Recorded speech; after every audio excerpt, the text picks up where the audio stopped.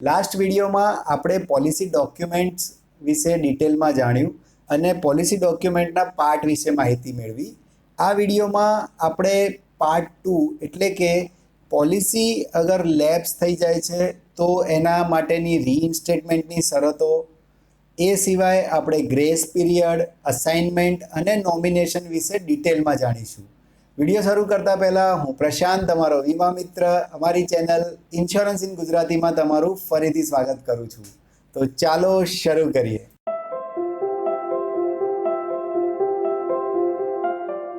સૌથી પહેલો વર્ડ આપણે સમજીએ એ છે ગ્રેસ પીરિયડ. હવે ગ્રેસ પીરિયડ આગળ પણ ચેપ્ટરમાં આવી ગયું છે, પણ 2-3 વધારાના પોઈન્ટ આ ચેપ્ટરમાં કવર કર્યા છે. તો સૌથી પહેલું કે ગ્રેસ પીરિયડનો સ્ટાન્ડર્ડ સમયગાળો કેટલો છે? તો યાદ રાખજો, 1 મહિનો અથવા 31 દિવસ, રાઈટ. એની અંદર બીજો એક પોઈન્ટ છે, એ છે કે ગ્રેસ પીરિયડ આપવા પાછળનો હેતુ શું છે? તો સમજો કે જે ડ્યુ ડેટ હોય એ ડ્યુ ડેટ પછી એક એક્સ્ટ્રા સમયગાળો મળે છે ગ્રાહકને પ્રીમિયમ પે કરવા માટેનો. તો આ ગ્રેસ પીરિયડનો ફાયદો છે. સેકન્ડ વર્ડ છે એ છે લેપ્સ. લેપ્સ મતલબ કે વીમા કવર બંધ થશે. તો લેપ્સ પોલિસી ક્યારે થશે એ પહેલાં સમજો. ગ્રેસ પીરિયડ પૂરો થઈ ગયો એ દરમિયાન પણ અગર ગ્રાહક પ્રીમિયમ પે નથી કરતો તો એ કેસમાં પોલિસી લેપ્સ થશે. લેપ્સમાં મેજર નુકસાન જે થશે એ થશે કે પોલિસી લેપ્સ થયા પછી અગર ડેથ ક્લેમ આવે છે, મૃત્યુનો દાવો આવે છે, એ કેસમાં વીમાની રકમ નહીં મળે. આગળ તમે શીખી ગયા હતા કે ગ્રેસ પીરિયડ દરમિયાન જો મૃત્યુ થાય છે તો એક લાસ્ટ પ્રીમિયમ જો ડ્યુ હશે તો એ કાપીને વીમા કંપની ક્લેમની રકમ, વીમાની રકમ ચૂકવી દે છે. તો લેપ્સનું મેજર નુકસાન શું થશે? વીમાની રકમ નહીં મળે. તો એક્ઝામ પોઈન્ટ ઓફ વ્યૂથી આ મોસ્ટ ઇમ્પોર્ટન્ટ ક્વેશ્ચન છે કે ગ્રેસ પીરિયડ દરમિયાન ગ્રાહકનું મૃત્યુ થાય તો શું વીમા રકમ મળશે? તો જવાબ આવશે હા, પરંતુ એક ડ્યુ પ્રીમિયમ વીમાની રકમમાંથી માઇનસ થશે. અને પોલિસી લેપ્સ થશે અને મૃત્યુનો દાવો આવશે તો વીમા રકમ મળશે? તો જવાબ આવશે ના. હવે એક વર્ડ સમજો, રીઇન્સ્ટેટમેન્ટ, ગુજરાતીમાં પૂર્વવત. તો પૂર્વવત એવી પ્રક્રિયા છે જેના દ્વારા વીમા કંપની લેપ્સ પોલિસીને અમુક શરતો અમલી કરીને ચાલુ કરાવે છે. બીજો એક વર્ડ આપવામાં આવ્યો છે એ છે રિવાઇવલ, રાઈટ. એટલે ગુજરાતીમાં એને કહેવાશે પુનર્જીવિત. પુનર્જીવિત એટલે એ જ કે બંધ પોલિસી કે લેપ્સ પોલિસીને ફરીથી શરૂ કરવી. તો બુકમાં છે ને મિત્રો તમને રિવાઇવલની શરતો આપી છે. હવે આ વસ્તુને તમે કન્ફ્યુઝ ના થતા, પ્રેક્ટિકલી ખાલી સમજો કે કોઈ ગ્રાહકે પોલિસી રેગ્યુલર પ્રીમિયમ પે કર્યું અને અમુક સંજોગોમાં એમને ડ્યુ પ્રીમિયમ જે આવ્યું એ પે ના કર્યું, એટલે ગ્રેસ પીરિયડ પણ પૂરો થઈ ગયો અને પોલિસી લેપ્સ થઈ ગઈ. લેપ્સ થઈ ગઈ એટલે મેં તમને કીધું એમાં વીમા કવર બંધ થઈ ગયું. હવે એ લેપ્સ પોલિસીને એણે ફરીથી સ્ટાર્ટ કરાવી છે, રાઈટ. તો એ જુદી જુદી સિચ્યુએશનમાં અલગ અલગ શરતો કંપની દ્વારા લાગુ કરવામાં આવશે. એ શરતો શેના ઉપર આધારિત હશે? તો બ્રોડ સેન્સમાં સમજો કે કેટલો ટાઈમ પોલિસી લેપ્સ રહી છે, એના કેટલા પ્રીમિયમ ડ્યુ થયા છે, એ પ્રમાણેની શરતો બુકમાં આપણને આપવામાં આવી છે. તો હવે હું તમને 1 by 1 કઈ કઈ કન્ડિશન લાગી શકે અને એના શું ઇમ્પ્લિકેશન થશે એ હું ડિસ્કસ કરીશ તમારી જોડે. પહેલી શરત એની અંદર આપી છે એ છે અનામતનું સર્જન. એટલે કે સિમ્પલ લેંગ્વેજમાં આપણું જે પ્રીમિયમ ડ્યુ હોય એ પ્લસ એનું ઇન્ટરેસ્ટ જે કંપનીમાં આપણે જમા કરાવવું પડશે. આવું કેમ? તો સમજો ફ્રેન્ડ્સ કે અગર તમે રેગ્યુલર પ્રીમિયમ પે કરતા હોત તો કંપની જોડે એક એસેટ કે અનામત ભેગી થઈ હોત.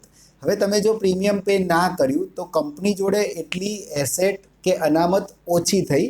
એટલે જ્યારે આવી લેબ્સ પોલિસી આવતી હોય છે તો અમુક કન્ડિશનમાં કંપની પ્રીમિયમ પ્લસ એનું ઇન્ટરેસ્ટ પે કરાવતી હોય છે, જેને ગુજરાતીમાં આપ્યું છે અનામતનું સર્જન. બીજી જે કન્ડિશન એક છે કે એક ફિક્સ સમયગાળો, ભારતમાં એ સમયગાળો 5 વર્ષ છે. 5 વર્ષની અંદર કસ્ટમર જો પોલિસીને રિવાઇવ કરાવવા આવશે તો કંપની એને રિવાઇવલ કરીને આપશે. તો આ બીજી કન્ડિશન છે કે જેમાં કંપની પોલિસીને રિવાઇવ કરશે. ત્રીજી કન્ડિશન એ છે કે સતત વીમા યોગ્યતાનો પુરાવો સાથે કંપની પોલિસીને રિવાઇવ કરશે. હવે આ કન્ડિશન શું છે કે કંપનીને જ્યાં એવું લાગે છે કે પહેલાં ક્લાયન્ટ જે કન્ડિશનમાં હતો એ જ ફાઇનાન્શિયલ ફિઝિકલ કન્ડિશનમાં, ઇવન મોરલ હઝાર્ડ જે આપણે શીખ્યા હતા નૈતિક જોખમની કન્ડિશન, આ બધી જ કન્ડિશન સેમ છે કે નહીં એ પણ કંપની અમુક કિસ્સાઓમાં જોશે અને પોલિસીને રિવાઇવ કરશે. હવે આને થોડુંક પ્રેક્ટિકલ એક્ઝામ્પલથી સમજીએ. કોઈ ગ્રાહકે પોલિસી લીધી હતી અને અમુક સંજોગોમાં એણે પ્રીમિયમ પે ના કર્યું, રાઈટ. હવે થયું એવું કે જ્યારે એની પોલિસી લેપ્સ હતી, એટલે કે વીમા કવર બંધ હતું, હવે ગ્રાહકને કોઈ બીજી ગંભીર બીમારી આવી એ સમયગાળા દરમિયાન, તો તમે સમજો કે ગ્રાહક એવા કિસ્સામાં શું કરશે? સૌથી પહેલાં એને મૃત્યુનો ડર લાગ્યો, એટલા માટે એ આવીને એની પોલિસી ચાલુ કરાવી દેશે. તો આ કન્ડિશનમાં કંપની માટે શું થયું કે મૃત્યુનો ક્લેમ આવવાના ચાન્સ વધ્યા, એટલે કે જોખમ વધ્યું. તો એટલા માટે જો પોલિસી લેપ્સ હશે તો એ દરમિયાન કંપની ગ્રાહક જોડેથી એ હવે વીમાપાત્ર વ્યક્તિ છે કે કેમ એ પણ પ્રૂફ તરીકે માંગી શકે છે. અમુક કિસ્સામાં કંપની એક લેટર ઉપર સિગ્નેચર પણ કરાવતી હોય છે કે હું અત્યારે એ જ ફિઝિકલ ફાઇનાન્શિયલ કન્ડિશનમાં છું જે હું પોલિસી ચાલુ હતી ત્યારે હતો, રાઈટ. તો એટલા માટે આ ત્રીજી કન્ડિશન છે જેના સાથે કંપની પોલિસી ચાલુ કરતી હોય છે. ચોથી જે કન્ડિશન રિવાઇવલની આપેલી છે બુકમાં એ છે કે પોલિસીમાં લોનની ચૂકવણી. એટલે અમુક કિસ્સામાં એવું બની શકે કે ગ્રાહકે પોલિસી ઉપર લોન લીધી હોય અને પછી એની પોલિસી લેપ્સ થઈ જાય, તો એને લોનની જે બાકી રહેલી રકમ છે એ પણ પહેલાં ભરવી પડશે અને પછી એ પોલિસીને રિવાઇવ કરી શકશે. હવે ઓર્ડિનરી રિવાઇવલ અને એક સ્પેશિયલ રિવાઇવલ એમ બે શબ્દ તમને બુકમાં આપવામાં આવ્યા છે, એ થોડુંક ડિટેલમાં સમજીએ. એ સમજતા પહેલાં સરેન્ડર વેલ્યુ એટલે કે સરણ મૂલ્ય શું છે એ સમજી લઈએ. પોલિસીમાં મિનિમમ 3 વર્ષના પ્રીમિયમ પે થયા હોય તો એ પોલિસી સરેન્ડર મૂલ્ય ધારણ કરે છે. તો અહીંયા સમજો કે સરેન્ડર વેલ્યુને સોંપણી મૂલ્ય પણ કહેવાતું હોય છે. તો અહીંયા તમને ડિફરન્સ ખબર પડશે કે ઓર્ડિનરી રિવાઇવલ શું છે અને સ્પેશિયલ રિવાઇવલ શું છે. ઓર્ડિનરી રિવાઇવલ એના શબ્દ પ્રમાણે જ છે કે સિમ્પલ રિવાઇવલની પ્રોસિજર છે કે જેમાં એનું પ્રીમિયમ અને એના એરિયર્સ વ્યાજ જે કહીએ એ બંને કંપની ગ્રાહક જોડેથી વસૂલ કરે છે અને પોલિસી ફરીથી રિવાઇવ કરી દે છે. હવે જે બીજો વર્ડ મેં તમને કીધું એ સ્પેશિયલ રિવાઇવલ. અહીંયા શું છે કે પોલિસીના હજી 3 વર્ષ પણ નહોતા થયા અને પોલિસી લેપ્સ થઈ. હવે આ સ્પેશિયલ રિવાઇવલ કેસ છે કંપની માટે, કારણ કે અહીંયા કંપનીનું જોખમ વધી જાય છે. કંપનીને 3 પ્રીમિયમ પણ નહોતા મળ્યા અને એ પહેલાં જ પોલિસી લેપ્સ થઈ ગઈ, રાઈટ. કહેવાનો મતલબ એ છે કે સ્પેશિયલ રિવાઇવલ એટલે કે 3 વર્ષથી ઓછા વર્ષ માટે પોલિસી કાર્યરત રહી હોય અને એ કેસમાં પોલિસી લેપ્સ થઈ હોય ત્યાં સ્પેશિયલ રિવાઇવલ લાગુ પડશે. હવે આ 3 વર્ષની રિગાર્ડિંગ જ એક આગળનો પોઈન્ટ પણ છે, તો એ સમજો. ભારતમાં કાયદા પ્રમાણે કોઈ પણ પોલિસીની જો સરેન્ડર વેલ્યુ પ્રાપ્ત કરવી હોય તો મિનિમમ 3 પ્રીમિયમ ભરવા જરૂરી છે. હવે અહીંયા એક પોઈન્ટ ખાસ સમજો ફ્રેન્ડ્સ કે જે સરેન્ડર વેલ્યુ છે, સોંપણી મૂલ્ય છે, એ કઈ કઈ વસ્તુ ઉપર આધાર રાખે છે. તો તમારી પોલિસી કેટલા સમયગાળાની છે, તમારા પ્રીમિયમનો ભરવાનો પ્રકાર કેવી રીતનો છે, વીમા યોજનાનો પ્રકાર શું છે, આ બધા ફેક્ટર પોલિસીની સરેન્ડર વેલ્યુને ઇફેક્ટ કરતા હોય છે. હવે એક બીજો વર્ડ છે એ છે કે પોલિસીમાં લોન. તો અહીંયા સમજો કે અમુક પોલિસીમાં ગ્રાહક લોન માટે બી હકદાર હોય છે, કારણ કે પોલિસી એ એની એસેટ છે, રાઈટ. તો પહેલાં તો લોન કેટલી મળશે? તો સમજો જનરલી જે સરેન્ડર વેલ્યુ છે એ સરેન્ડર વેલ્યુના 90% લોન માટે ગ્રાહક હકદાર થશે. ફર્સ્ટ પોઈન્ટ આ યાદ રાખજો. બીજું છે કે અમુક કિસ્સામાં જો ગ્રાહક પોલિસીની સામે લોન લઈને અગર એ લોન નહીં ભરે તો જે સમયે એની સરેન્ડર વેલ્યુ કરતાં જે કુલ લોનનું ઋણ હશે એ જો વધી જશે તો એ કેસમાં કંપની શું કરશે તો પોલિસી ફોરક્લોઝ કરશે. આ પોઈન્ટ તમે ફોરક્લોઝડ કરીને એક્ઝામમાં પૂછાય છે કે ફોરક્લોઝડ પોલિસી ક્યારે થશે, તો યાદ રાખજો કે જ્યારે ઋણની રકમ, લોનના ઋણની રકમ એની સરેન્ડર વેલ્યુ કરતાં પણ વધી જાય તો એ કેસમાં પોલિસી ફોરક્લોઝડ થઈ જશે. તો અહીંયા તમને બે પોઈન્ટ ખ્યાલ આવે કે પહેલાં તો ફોરક્લોઝડ કોણ કરશે, તો ફોરક્લોઝડ વીમા કંપની દ્વારા કરવામાં આવશે.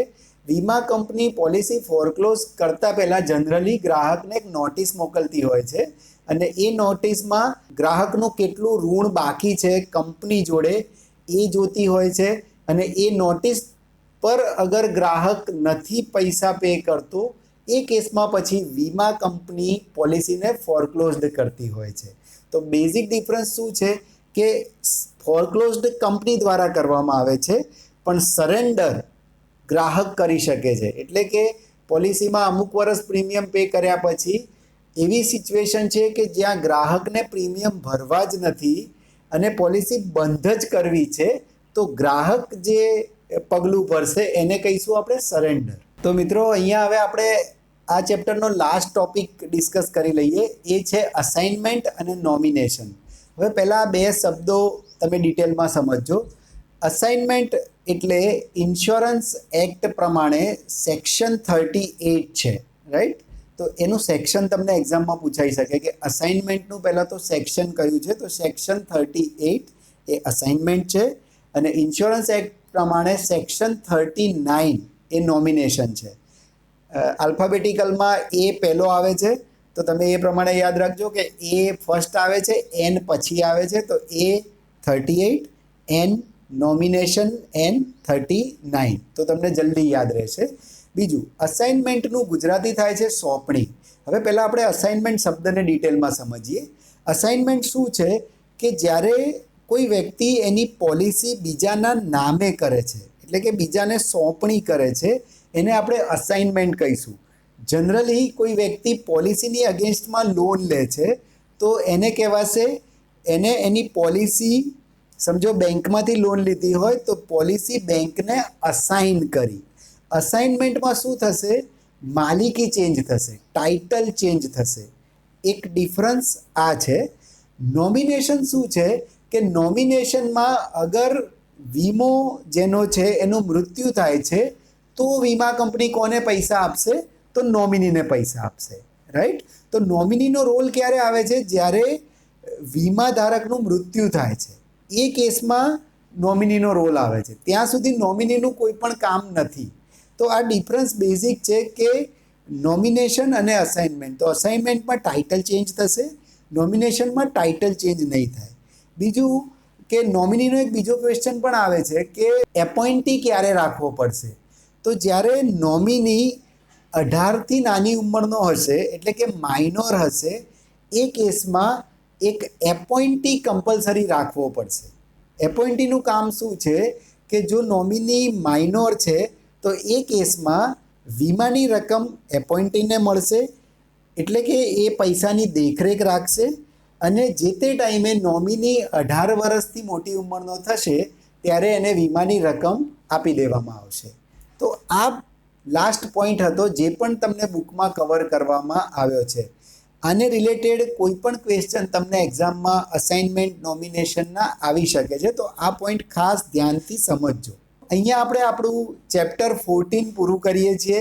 આશા રાખું છું કે નોમિનેશન, અસાઇનમેન્ટ અને જે પોલિસીના લેબ્સ રિગાર્ડિંગ કે ફોરક્લોઝર રિગાર્ડિંગ, રિવાઇવલ, આ જે પોઈન્ટ મેં ડિસ્કસ કર્યા છે એ તમને ખ્યાલ આવ્યો હશે. So thank you very much. Keep watching, keep learning.